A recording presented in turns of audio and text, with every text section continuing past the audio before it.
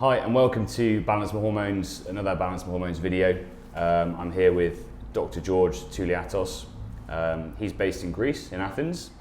Hello, Balance My Hormones, here in Athens.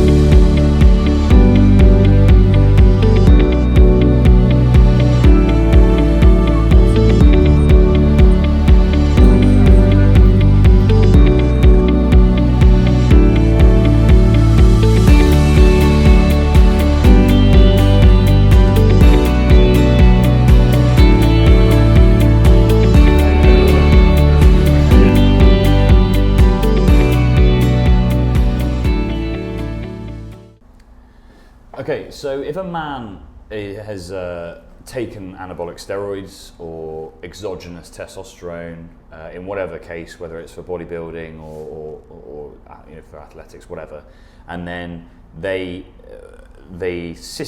natural system, the brain will detect that there is a sufficient amount of androgens in the system, tell me if I'm wrong, and then the natural production of testosterone in the body will drop. Suppression, yes. Yeah, suppression. So that's suppression. So when a man then stops the anabolics and comes off and they all leave his system, there's obviously PCT that we hear of. So in order to restore the hormones. To get it back up. Yes. Of course, takes time. Mm-hmm. But usually the PCT protocol starts with HCG Mm-hmm. to kick the balls, Mm-hmm. Stimulate the testicles, Yes, get them going beforehand, sort of thing. The Leydig cells. And then you give the serums that they stimulate LH from the brain Right. through gonadotropin releasing hormone. Yeah.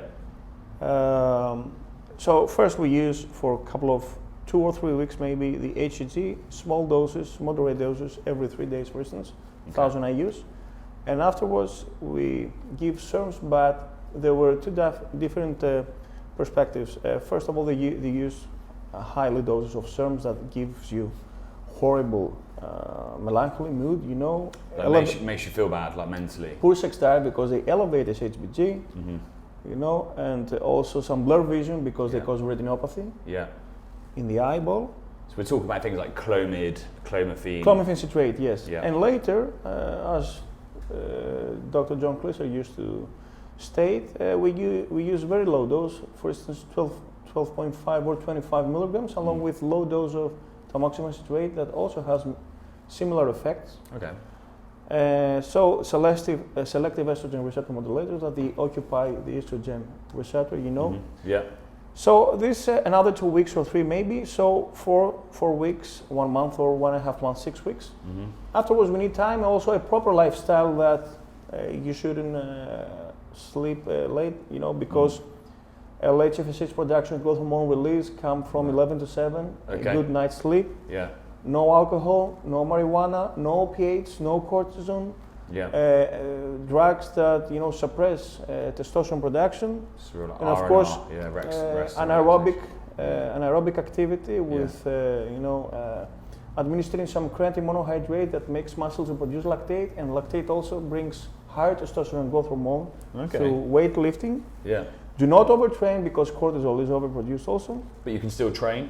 You can still train, but train in shorter periods with higher intensity. Sensibly. Yes, Yeah. for half an hour, for instance. Okay. And then wait for a couple of, the bro science say that, for instance, you were into the gear for 2 months, you have to wait another 2 months Right. plus the PCT. Is that based on anything, that process? No, this is anecdotal, Yeah. But of course, time is a healer and you should wait. Yeah. But until the final day of the PCT that ends, and for instance, you're going to start a new cycle, the day before the new cycle, you're at the highest levels. The day after the cycle, then you're going to shut it off again. So it's So very as soon as those exogenous supply, yes. it's just switched off again. Yes. What about? I mean, I've heard of men who maybe have symptoms and they've taken anabolics purely because they just want to help their symptoms of low sex drive. Maybe they've not had good advice and they do it as a one-off. The withdrawal symptom is horrible of the Yeah. anabolics. It's like heroin.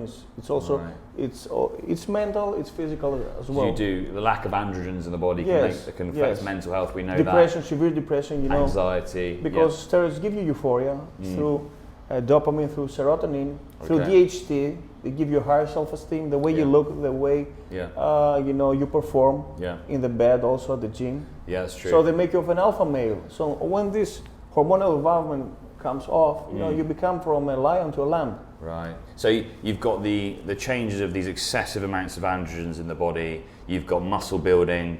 You've got feeling bigger and better recovery, more energy. Looking leaner, yes. Looking leaner. You may have a higher sex drive and Yes. things like that. Mood is euphoric because of the dopamine, and then a man obviously stops that, so they must go through the withdrawal, all those Yes, things. yes. So sexual dysfunction, anxiety, low mood, poor sleep, Everything. fatigue, everything like that. Okay, so that's something people can expect if they have been exposed to that. And there comes replacement therapy. Yeah, Because okay. after an age, for instance, you cannot expect your testosterone, no matter how many PCTs you follow, no matter how good lifestyle, is not going to elevate because it declines after the age of 40.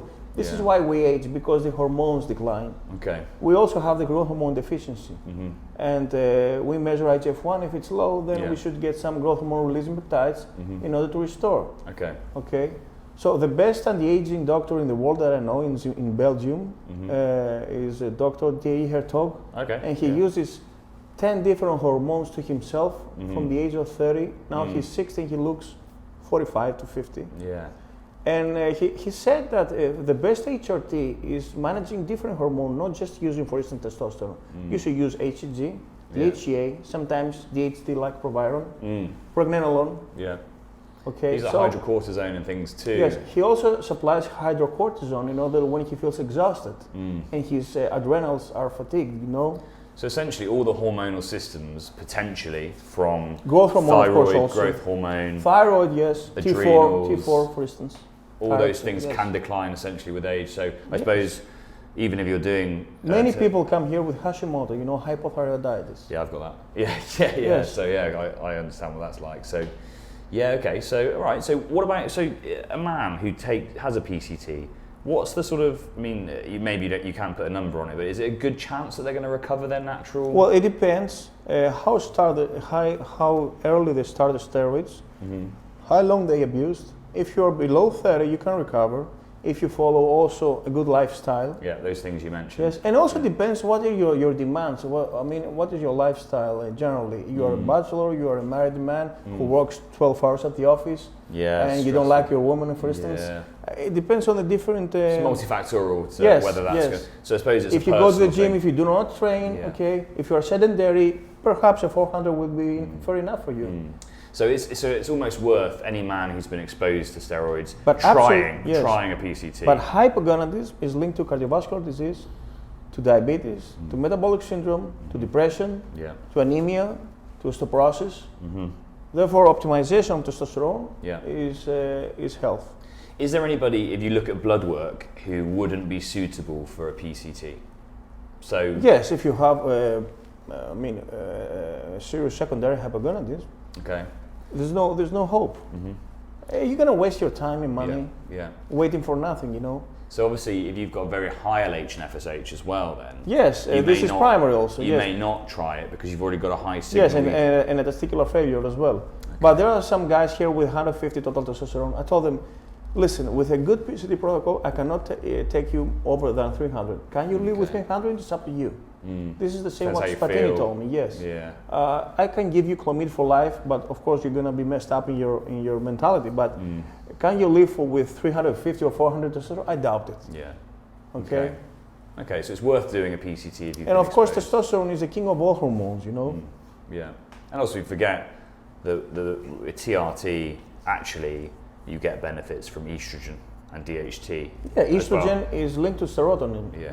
the joy hormone. And oxytocin, I think, as well. Maybe Also, feeling good. estrogens are good for lubricating your joints. Cardiovascular protection. For bone mineral density also. Yeah, erections, all those sorts of But things. as Crystal said, the sweet spot, but also optimization. Not 3 digital estrogens because they lead to clotting. Not too low estrogens because they lead to dry joints, poor sex drive, bad mood. So balance in everything. So men need a good amount of estrogen. And in order to manage your estrogens, you have to perform every other day or daily injections or frequent injections, because if you use a higher dose, for instance, once a week, you're gonna crashing your HCG, liberate your free testosterone that will eventually aromatize, Yeah. and then you have, you know, the I mean, fluctuations, I the have imbalance. I know lots of men that are doing very well on weekly doses of things. It's but- good for the libido, but Okay. it's not good for erythrocytosis because it spikes on DHT and for gynecomastia. If you are prone, because some I suppose people it's okay personal have not as well then. sensitive estrogen receptors. Okay, so it's a personal sort of situation. Yes. But you wouldn't see someone on an optimal protocol being given Cypionate or Sustanon or an Anthate every 3 weeks. That's just not good. Not anymore, not anymore. That's- It that's used to old. be a long time ago. Okay. It was initially manufactured, you know, to shoot it every 20 Yeah. days. Okay, wow. Great. Thanks for watching, and if you enjoyed this video, please like and subscribe for future content.